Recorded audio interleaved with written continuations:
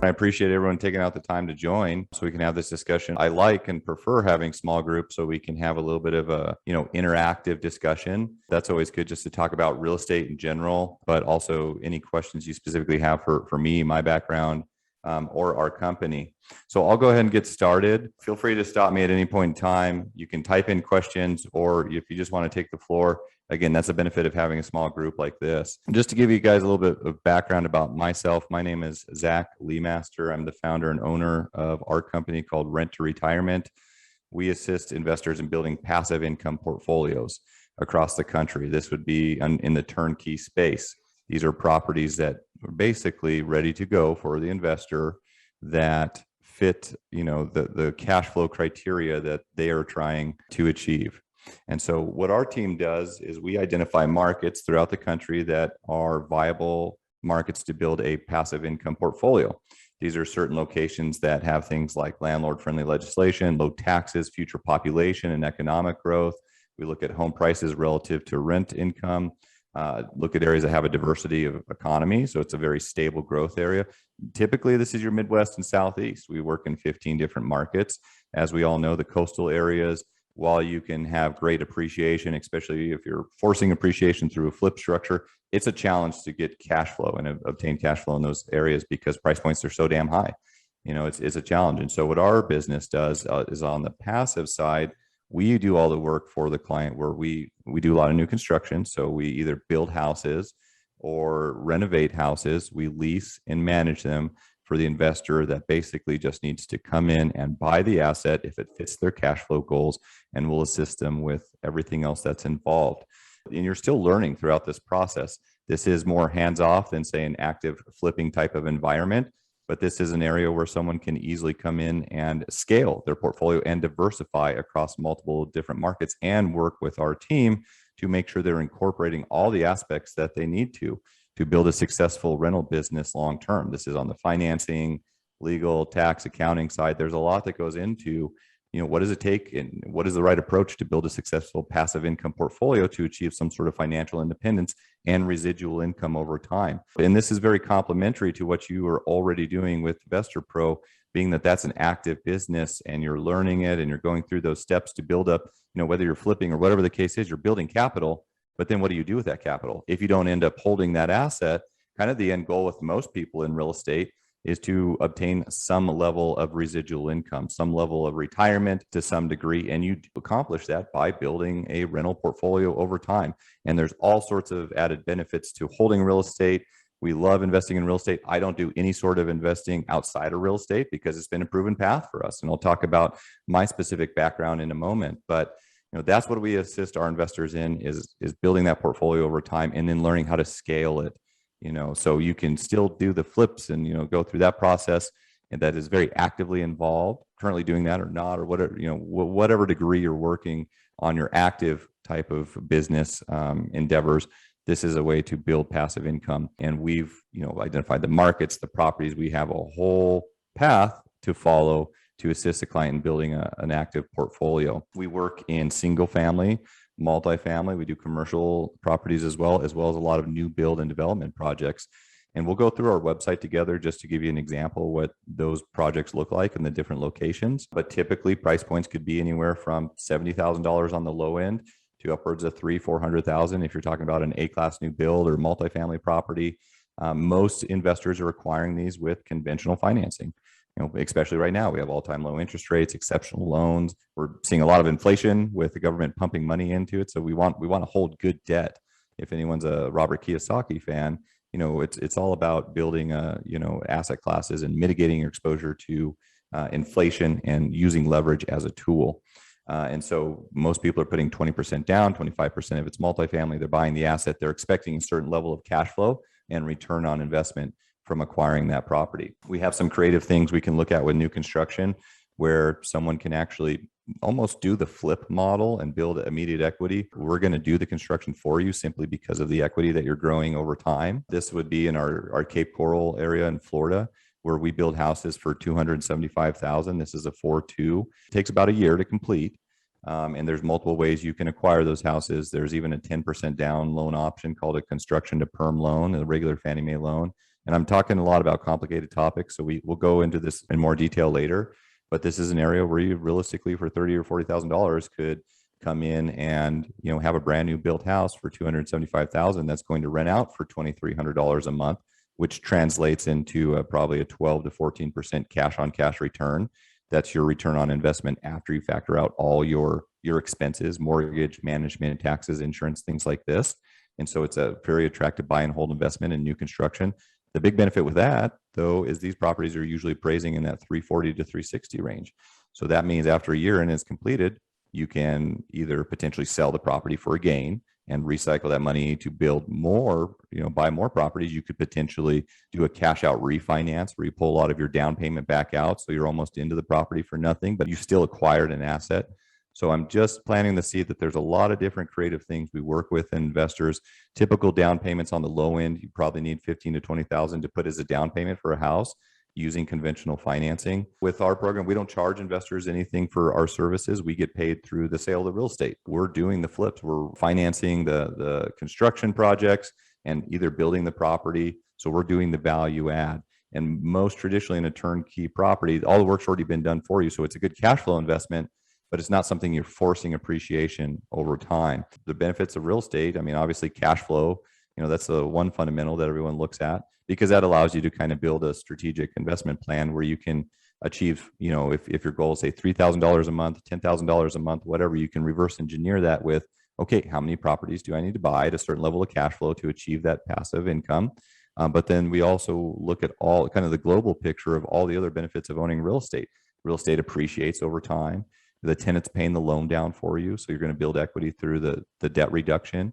There's all sorts of tax benefits and depreciation. All these things are combining over time in addition to the cash flow to build your portfolio. And so at some degree over time, as you hold property, you're going to have equity in the property that you may want to do a HELOC on and reinvest that capital. You may want to sell it and do a 1031 exchange so you don't have any capital gains exposure, and then scale your portfolio. There's high level stuff like cost segregation studies to reduce your immediate taxable income. This is accelerated depreciation on a property. These are complicated topics, but I'm bringing them up because our model with our business, and this is why we love working with Glenn and the team Investor Pro, is this is an area where you can scale your portfolio and start building passive income regardless of what you're doing over time, because this really is a long-term goal for most people, is to try to have some sort of residual income.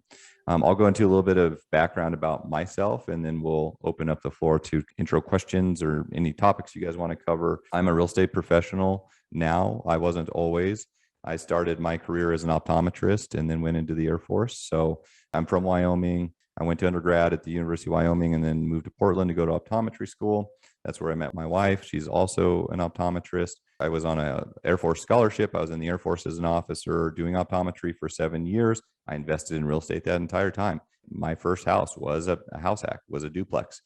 Bought it with a VA loan, so there's no money down, very, attractive loan, low interest rate, rented out half of that, kept it for multiple years after I moved out as a rental property, sold it, did a 1031 exchange because I held it for over 5 years, which is a threshold to not have to pay capital gains on that if you've lived in it for 2 out of the 5 years. Kept it as a rental property and did a 1031 and then translated that into 4 properties. And then we just kept trading up many, many years. I was in the Air Force for 7 years and then transitioned out.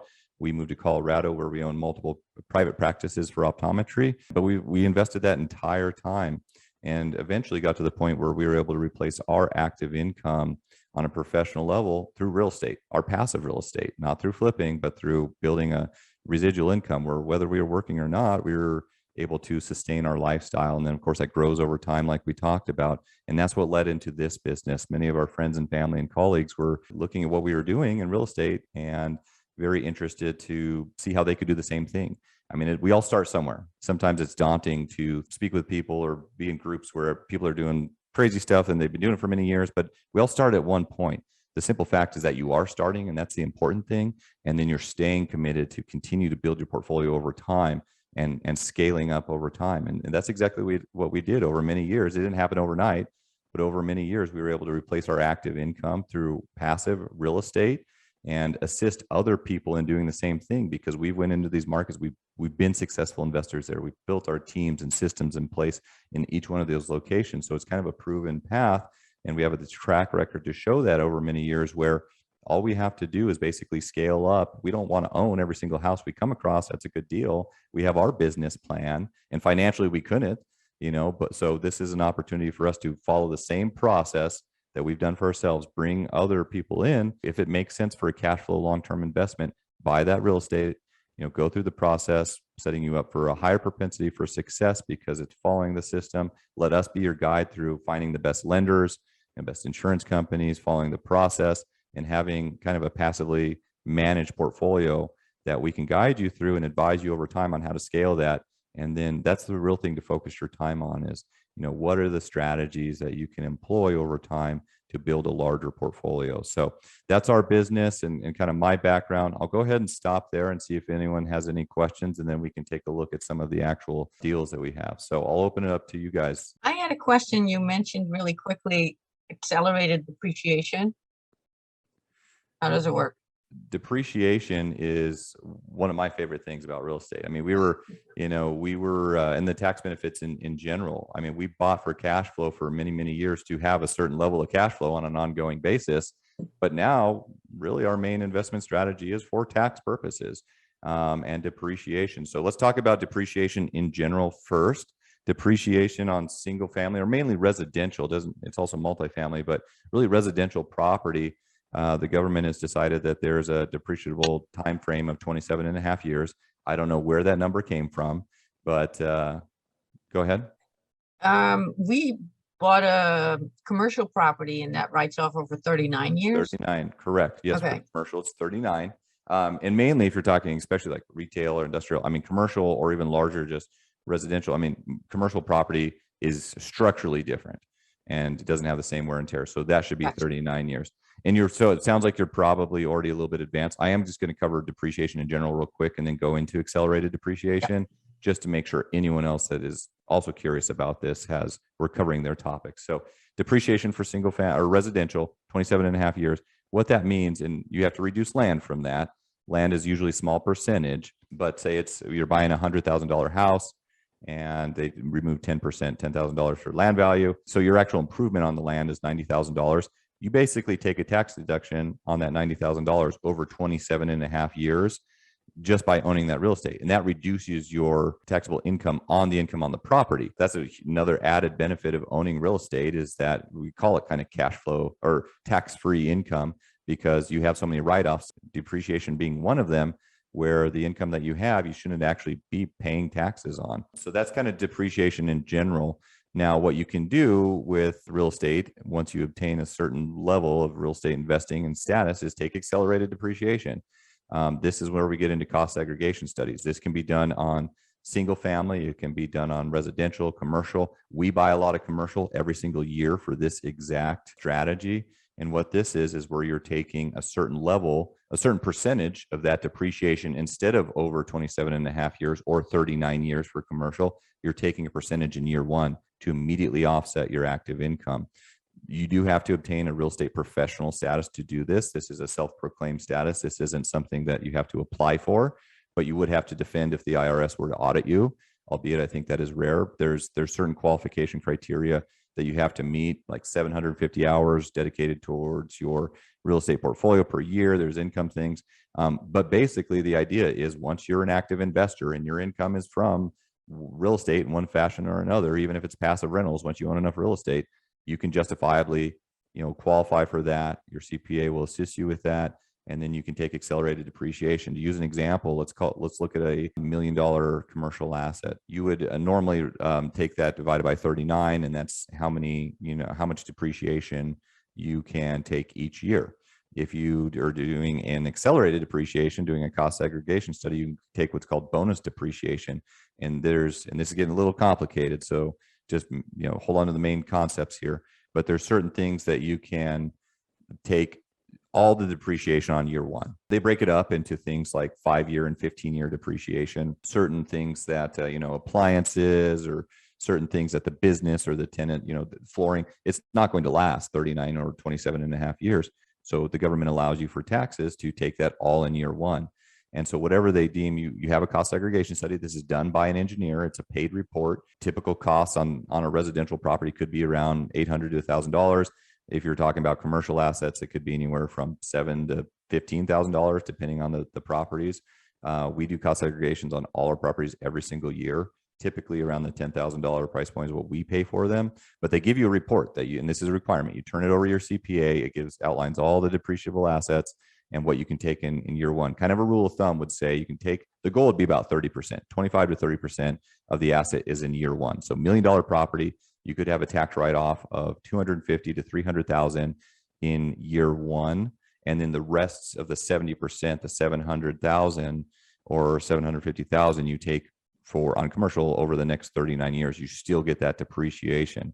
So we covered a lot right there, but did that answer your question? Any additional things on that? That's a beautiful thing because, I mean, the tax code is written for real estate investors. It really is. Everyone in Congress owns real estate for a reason. And, I think that if you're learning these and employing these strategies over time, I mean, taxes are the biggest expense we're ever going to pay, and they're not going down, unfortunately, over time. So, the tax strategy, if you're able to save, on a $100,000 house, you get, 25% of that. That's $25,000 of tax write-off for that year. That's a lot of money for a down payment on another house. So you're not just giving to Uncle Sam. Now, depreciation is recapturable if you sell the asset. That's important to know. It doesn't disappear forever, but there's things like 1031s and things you can do to employ over time to trade up and still delay or defer those taxes over time. So we could talk for hours on that alone, but that is one of the things that we work with our clients on is to, how do you build a tax strategy for your passive income portfolio? That's important. Any other questions to go through? And Christy, welcome in. I don't know exactly when you joined. You'll have a chance to kind of review the beginning of this to get a little bit more information about myself, Rent to Retirement. My name's Lemaster, the owner here. We assist people in building passive income portfolios in the most attractive markets throughout the U.S. We'll be sending some more information to you. Zach, I have a quick question for you. You did say single and multifamily, but would you consider doing something, I don't know if it's a pipe dream or desire or something, I don't know, but more like not assisted living, but like kind of like granny pods, but all in a compound maybe, for those people that are nearing, assisted living, but don't need it quite yet type of thing, but having services available, to them on the grounds, but they each have their own living quarters. Are you asking me, Kim, and I appreciate the question, but are you asking my idea on that as a viable investment strategy for someone and to potentially look into that based on their situation? So that's something we don't have personal experience with. I have many colleagues that is their entire business model. Okay. And they do well with it. It's there's a lot of licensing requirements. There's two ways to go about it. I mean, it depends if you're actually talking about buying the physical real estate that a business is renting from you that is going to operate, or if you're talking about the business. Usually the real estate in these type of investments, the business comes with the real estate. You're acquiring the real estate and the business, meaning you're actively going to have to run the business, which is a whole nother side of things. Right. And there's licensing requirements, things like that. I mean, real estate is great because there's thousands of different ways that you can get involved. I mean, but things like cost segregation studies, as long as you're owning the asset, those are all applicable to that. I just think that particular niche is a little bit more complicated depending on you're acquiring a business. You need to underwrite the business, and you need to make sure if you're doing that, if you're just owning the asset, well then. Right. I'm thinking more of just owning the asset at this point, creating that scenario, and then obviously having those that are equipped and licensed and everything else to come in and actually pull it off. But so from that perspective, you got to just underwrite the tenant, right? The tenant, it actually doesn't matter. I mean, that is a specific niche for a business, but there would be no difference in that business from, any other business out there from a tenant perspective, that you got to make sure you're underwriting them. I mean, it's a beautiful concept, and care facilities probably are, I think underoperated, underoffered. There's a huge demand, especially as more of the population gets into that age group where they're going to need that care. I think there's a huge demand for that. It is something that's pretty regulated, but I think that, if you have a tenant that's operating at a high level and providing good care and has a good business plan, especially if they have other businesses and outstanding, then it could be a very viable investment. But I would almost go into it if you're just owning the physical asset. My personal opinion is to look at it the idea is great, but if you're not actually doing the business, compare apples to apples with other tenants out there that would be potentially more viable. Or, just to underwrite the tenant like you would underwrite any tenant for commercial. We own a lot of commercial space, retail space that we underwrite businesses to see if, to look at, is that going to be a viable fit? There's a lot of financials that go into depending on, are they going to be successful? Can they pay your rent? Is it a corporate guarantee? Do they have a personal guarantee? Do they have other businesses? What does their cash flow record look like? So there's many things to look at, but the model itself, I love the idea. Okay, awesome. Thank you. I think we just have a few more minutes. So just before we jump off here, I am going to screen share just our website so people can see what they look like. So this is our website, Rent to Retirement. This is just the home page here. So when you're going through, just gives you a little bit more information, talks about services offered. Again, we don't charge clients anything. Our success is tied to your success. If you're going to be investing with us and buying properties, we obviously get paid for the sale of the property and having, going through the renovation or the construction, just like a builder would or any seller of a property. You got to make sure the financials make sense for you from a cash flow perspective. We have a strong YouTube presence, gives you a lot of information. You just Google or go to Rent to Retirement on YouTube. We do a lot of similar things with education out there. Strong referral basis, references. Almost every client we have thousands of clients. We've been in business for over 10 years now. Most every client we have is a repeat client helping to build their portfolio. I want to point out the inventory though. This is where you can come in and see active inventory at any point in time. We have, 30 to 50 properties for sale across the country, and we'll sell those quickly and then we'll add other ones on there. This takes you to just a Google sheet. Actually, this is our active inventory. These are all properties right now that we're selling. We have our new construction available at the top. We do vacation rentals, and you can see that the price points here, your return on investment and anticipated cash flow. And this is all being evaluated with a 30-year fixed conventional loan structure, 20% down. There's other financing options, or you buy all cash, but all these numbers are using leverage. Leverage is a powerful tool. So we can look at all this stuff here, and you can go through and there's more information. It talks about year built. So this is the new construction, bed, bath, your down payment requirement. You can go to the brochure, and this gives you more information specifically about the property. So we have more details here. This is the construction model that we're talking about in Florida. Again, price point, at least for right now, is around $275. These things are appraising in the $310 to $360 range, giving investors immediate equity. It takes a year to build them. We've had some that have appraised just over the past few weeks at $400,000. Those investors were extremely pleased because this cash flows at an 18% return on investment just as is, which is $626 a month using conventional financing. However, those particular clients, have significant equity. In the $400,000 case, they have over $100,000 of equity that they can go in and sell for a gain. They can reinvest and do a cash out refi. This is some of the models that we're building. So you can see photos and things like this, interior layout. And then we have the pro forma down here, which gives you numbers. Average market value, $330 to $360. We're being conservative on this. Talks about down payments at 20%, closing costs. You have your interest rate, your tax, insurance. We always factor in vacancy and maintenance and management, even though you won't have, on new construction, you have zero maintenance because of warranties on everything in the house. You shouldn't have any vacancy at all. These things are renting out before construction because of the demand in Florida before the construction is completed. But you can go through and actually, evaluate all the numbers and look at, we add depreciation, appreciation. I think this is run at 4%. Talk about leverage, and then a 10-year if you were to hold it.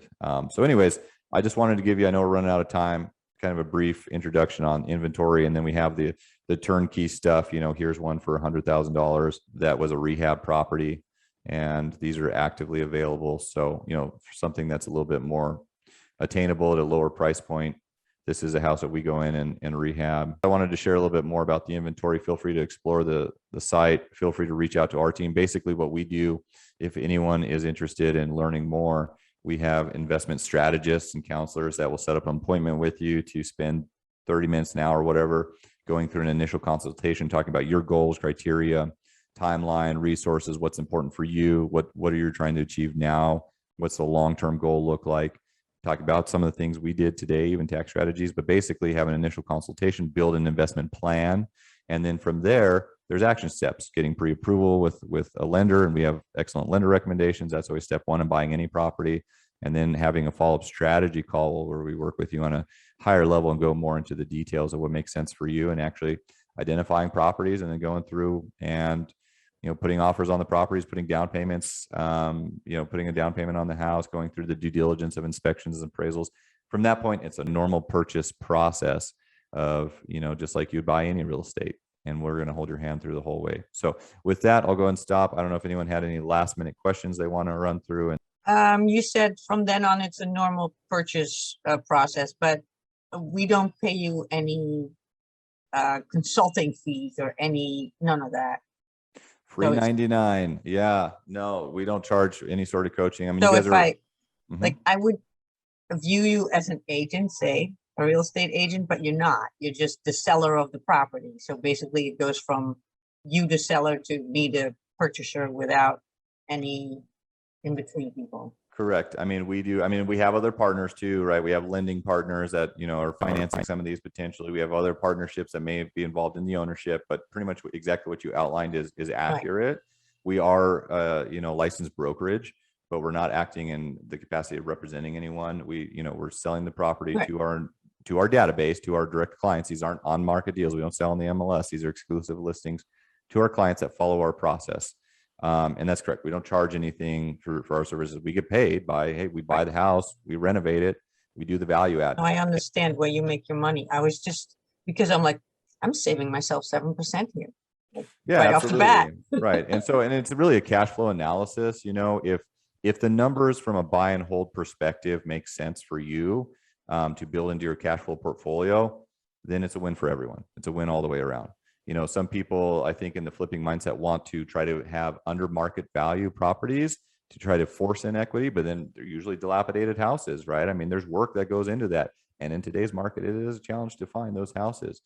So usually they're at market value because we've already done the rehab. So you look at the evaluation from a long-term hold perspective, does the cash flow make sense? And then, there are some creative things we can do, like the new construction where you do have immediate equity. So all sorts of different strategies we can work with our clients on. All right, everyone, I appreciate your time. Thank you again for joining in. Feel free to reach out at any point in time. Visit our website, go through the link here to set up an appointment. That would be the next step, is actually speaking with us and having a consultation. I appreciate everyone. I see the kind words. I thank you as well for having the time. But if you have any questions, don't hesitate to reach out. Thanks again. Thanks for watching the Rent to Retirement YouTube channel. Check out some of our other videos, like this one, or this one here.